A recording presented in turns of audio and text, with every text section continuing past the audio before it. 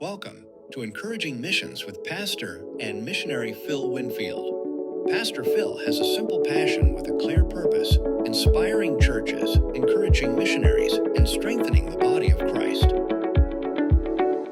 Well, hello again. I'm Phil Winfield, and this is Encouraging Missions with Phil. You know what? Every bus needs a driver, and every ship has got to have somebody at the wheel. It has to have a captain, and every airliner has got to have a pilot. At least we hope it has a pilot. I'm going somewhere with this today. If we're going to get to a determined destination on any of those modes of transportation, then somebody's got to be taking us there. Well, today I want to talk about that person in a local church, the guy who has the steering wheel of the church. I want to talk about the pastor and what his role is in helping the church become missionary oriented and Great Commission oriented. And so let's talk about that today. We're going to have a good time doing it. The pastoral role in missions. Now, I must tell you this. I love pastors and I love missionaries. I've been a pastor for many years. I was a missionary for many years, and I know the ins and outs and the ups and downs of both of them, and I love these people, and I love you. If you're one of these people today, I just want to tell you I thank God for you in whatever ministry that God has given you, whether you're in the pastoral role or the missionary role. I hope that you missionaries will tune in because I'm going to be encouraging the pastors today. And the roles of missionaries and pastors are similar. They're not exactly the same, except for this, they both do overlap in this way. At the root, the idea is you're both oriented toward the Great Commission, reaching people with the gospel locally and around the world. And also, you're both involved in the care of God's flock.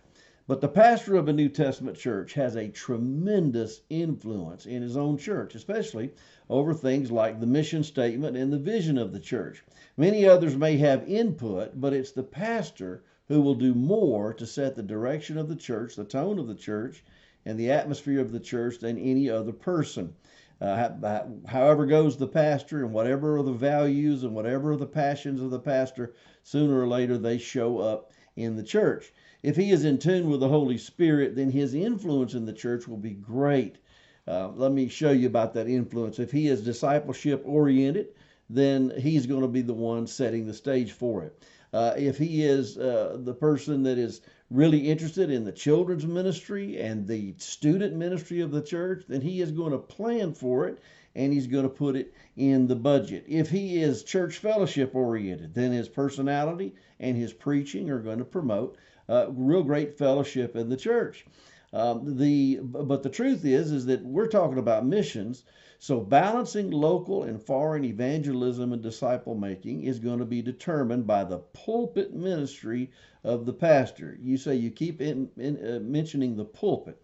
Well, if there is a voice in the church that is regularly heard that says more than anybody else, thus having more influence, it is the pastor. If the pastor gives just lip service to intercultural ministry, then the impact will be very minimal. But if he speaks often about it and engages in it personally, the global outreach will be very, very important in the life of the church. In a previous podcast, I talked about Acts chapter 1:8, and that leaves no doubt that we as a local church are supposed to be witnesses here, there, and everywhere. We don't wait until our own Jerusalem is totally saturated with the gospel before we begin to go beyond our town limits and before we cross state lines and before we cross national boundaries. It's a command, not a suggestion, to go into all the world and preach the gospel. We have a global command and we have a global God. So that's what we kind of want to talk about today, is how the pastor in the pulpit, through his pulpit ministry, has this opportunity and privilege and responsibility to help his church see the great harvest fields of the world. Now, today is the first of two talks that we're going to have about developing a culture of missions and evangelism in a local church. Now, I want to state it clearly one more time. The pastor is the primary influencer in any local church. And his planning and his budgets and the time that he gives to any certain ministry in the church is going to reflect what the passions are. So I want to say this: a church will never have an impact in disciple making locally, cross culturally, and across the seas if it does not plan to do so.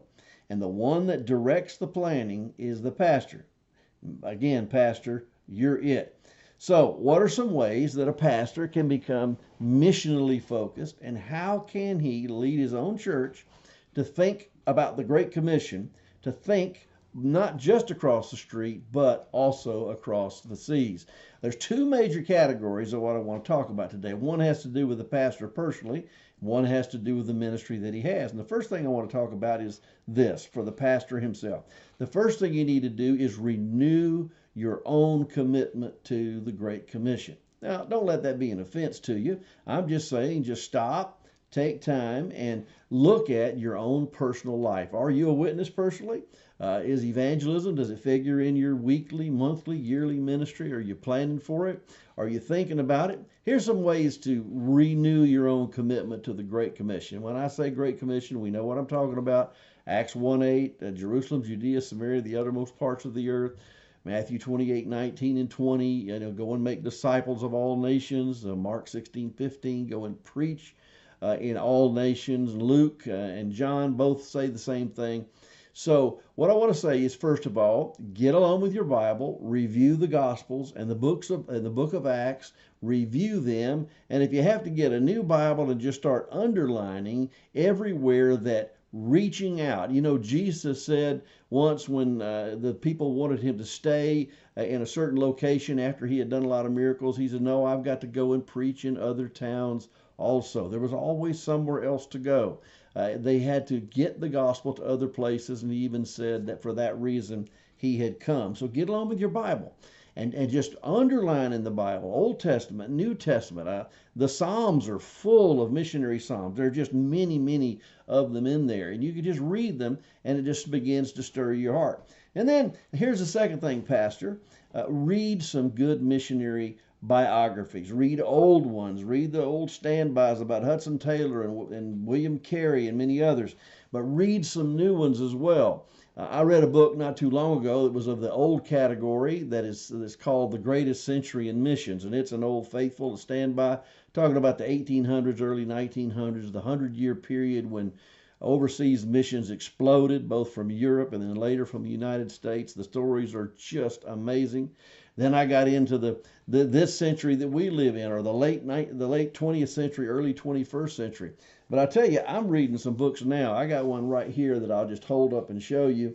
The name of the book is From the Rising of the Sun, A Journey of Worship Around the World.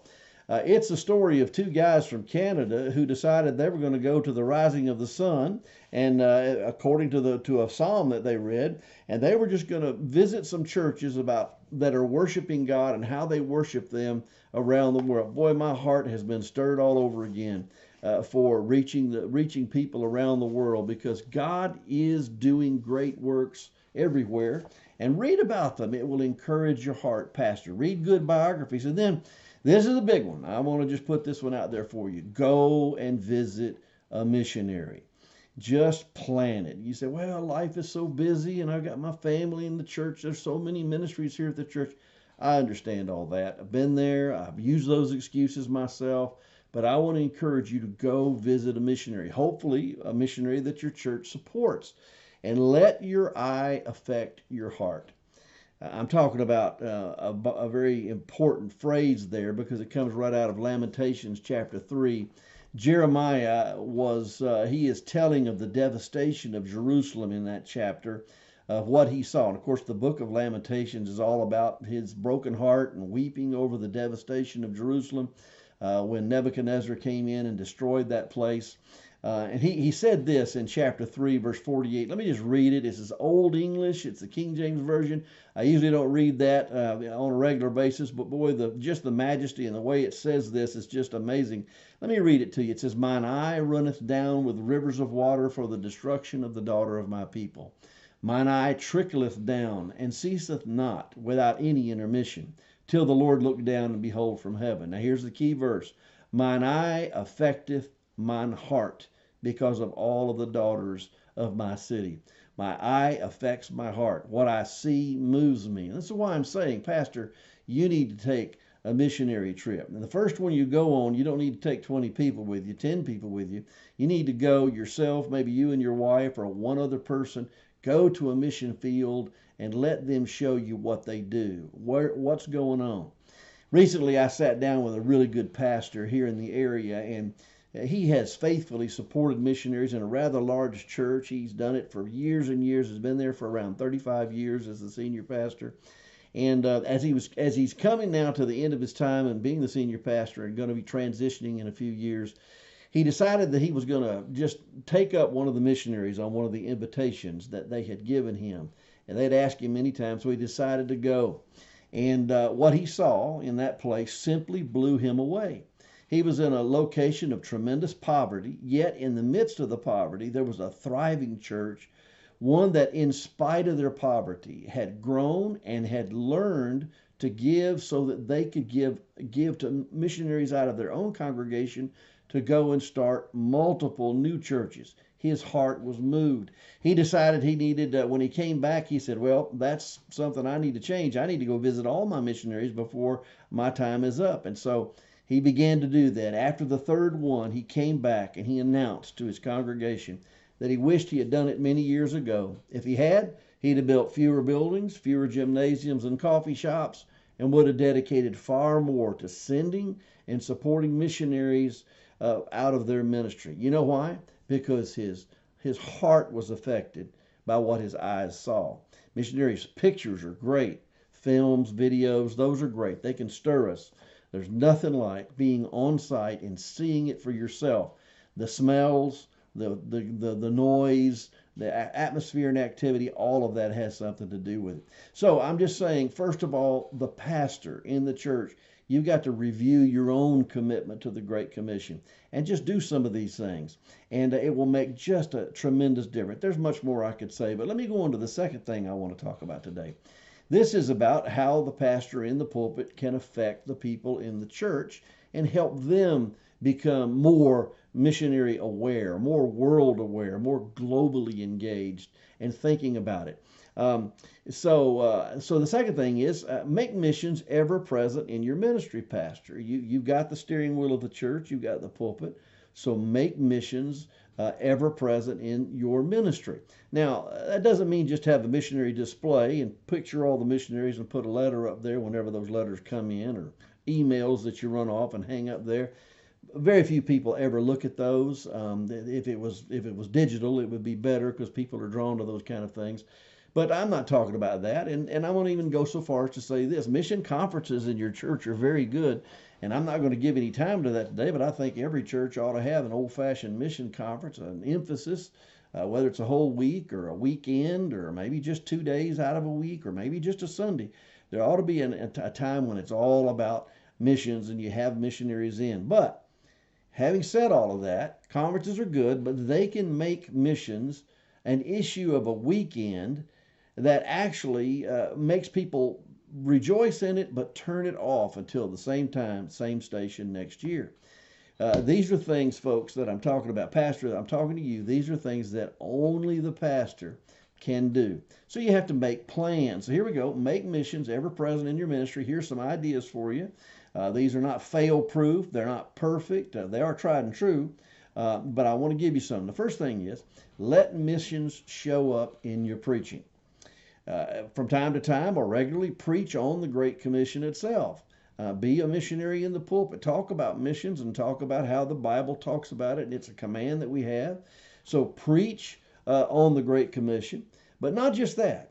When missions or when outreach or when winning the lost shows up in a passage, I'll give you an example. In Acts chapter 8, when Philip was there in Samaria experiencing a great revival, he was up there doing just a great thing, and God was using him. But right in the middle of that, God says to Philip, Philip, I know great things are going on here, but I want you to rise, and I want you to go south toward Gaza, which is desert. That's a name in the news today.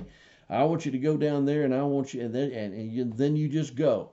and you'll know what to do when you get there. Well, I mean, if that's not a missionary call, I've never seen one. So you're preaching through Acts, you get there, use the opportunity when missions arise in the text, then pull over and park and say, let's not miss that God calls people to do special things. So there are dozens of them. I've said a moment ago, there are dozens of Psalms that are missionary Psalms.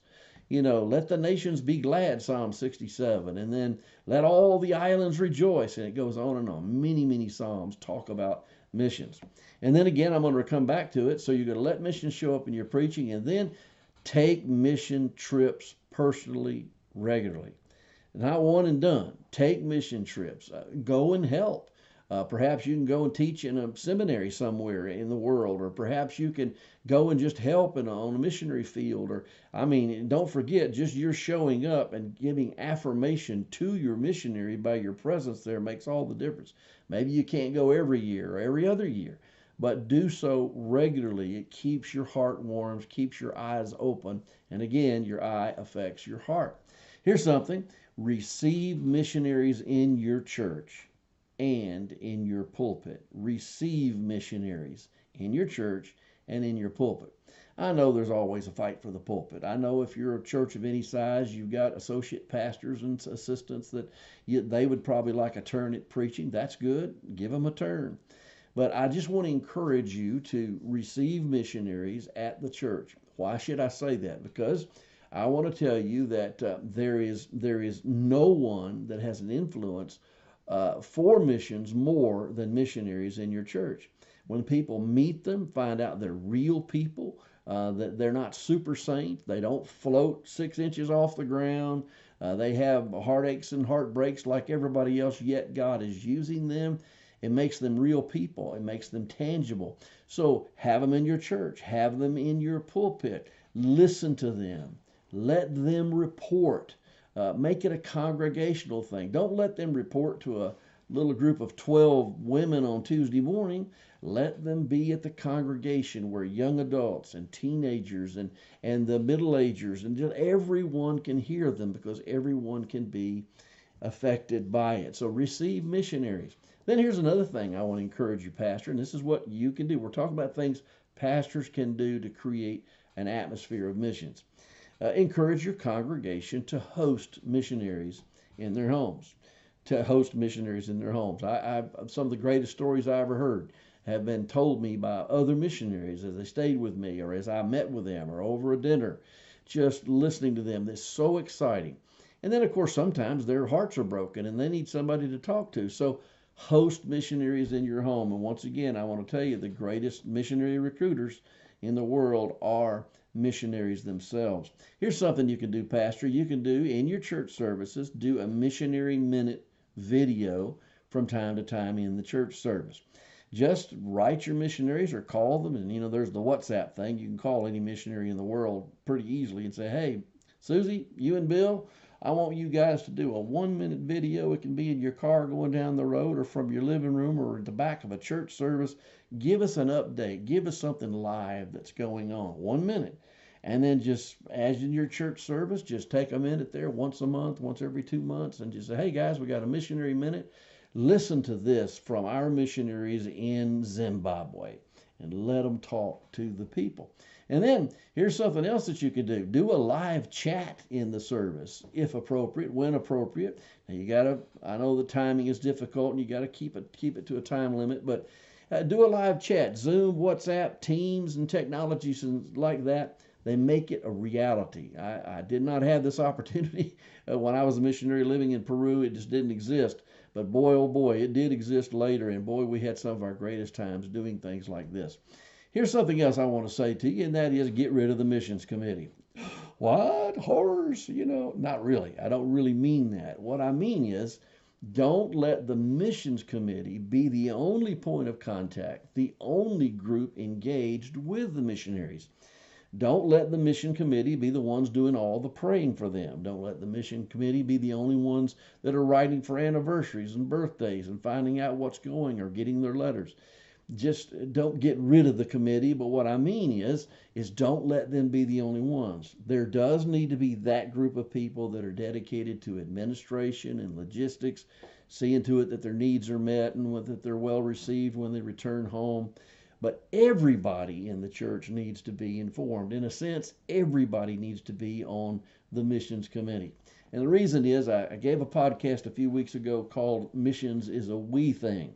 It's not just a little compartment of the church, but when a church sends out a missionary or a church collaborates with a group of churches to send a missionary, it's not a they thing or not these overzealous people thing. It's a we thing. For instance, Susie and Bill are in Zimbabwe, but we are in Zimbabwe and Susie and Bill are on location. We as a church are going through our prayers and through our giving and through our missions, through our interest. And so we are going. And so that's so important. And then here's something that you can do. Form support groups for each missionary family. Let them be the official reps for the missionary in the church. Let them be for the church a representative to the missionary. Now I'm going to do an entire podcast or two about harvest teams, is what we call them at our church. You can come up with all kinds of names, but they're general support groups that stay in contact. They act like a liaison. They're the first to know and the first to react and engage with the missionaries so that the missionaries can get somebody's ear immediately. And I can tell you stories endlessly about how harvest teams have been just the first point of contact in time of both victory and time of defeat and crisis. And so form support groups for each missionary family. Then here's something. When there is a victory, a praise, or a crisis, maybe it comes by way of email or comes by way of text or a phone call, whatever it is, in a church service, when the people are there, let either the leader of the support group or you yourself read about it briefly or summarize what's going on. Let it be known what's happening. They had such a great victory. We prayed for their upcoming campaign that they were doing. Here's the report. Or maybe there's been a crisis, and you just need to stop and call in the arsenal of heaven to pray for them. So what you do is you just stop the service after you read it, and you pray a prayer of victory and praise, and or a crisis prayer where you're calling in reinforcements from heaven to help them on the mission field at that time. And then in conjunction with that, I want to suggest this. You need to have a missionary jot spot. You say a missionary jot spot. What in the world are you talking about? Well, you just shared with your people about a crisis, about a prayer need, about a sick child, or about some danger that the people are in, or about some of the nationals that have lost their lives. You've just shared about that. You have prayed about it in the church service. Well, in a missionary jot spot, somewhere that's well known in the church, maybe in the back of the auditorium, maybe it's a special table you set up just for that day. But you have some prearranged cards and some pens and some stuff, and you instruct the people, you tell the people, the regular people, not the mission committee, the people of the church, hey, there's a missionary jot spot right over there. I wish I could have several of you, many of you, all of you if possible. Go and write a quick note, a brief note of encouragement on those cards back there. We will take all the cards, we'll combine them, and we will be responsible to get it to the people. If you say, hey, when you get a chance, write them when you get home, they'll forget. People are busy. But if you say, there's a missionary jot spot right back there, would you go and write something right now while you're thinking about it, a word of encouragement, and it will mean a blessing. I could tell stories about this, about how this happened to me in a moment of great need when we were in Peru, but I'll save that for another time. And then promote mission trips to the people of the church. Now, I'm going to do more than one podcast about missionary trips because they can be both very, very helpful and they can be very difficult for the missionary and even for the people going. I want to say this, it's not missionary vacationing and it's not missionary adventurism. We need to plan mission trips. They're very effective to raise the awareness of your church people. If people can even get it in their mind that maybe God wants them to be a missionary through going on a missionary trip.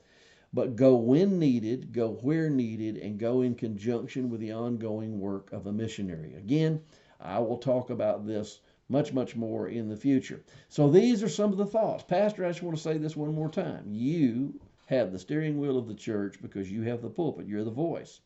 Whatever you're passionate about, whatever your values are, whatever you think is most important is going to occupy most of your time personally and most of your time in the pulpit. Now, I know pulpit ministry is a balance, and I know that you need to, the primary reason that you're in the pulpit from Sunday to Sunday is to feed the sheep.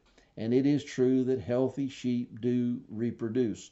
But I want to encourage you, if you will give time to the missionary call of God and to the Great Commission and to talking about missions and to promoting missions and celebrating missions, if you will give time to it yourself and if you do it in the pulpit, the atmosphere of the church changes.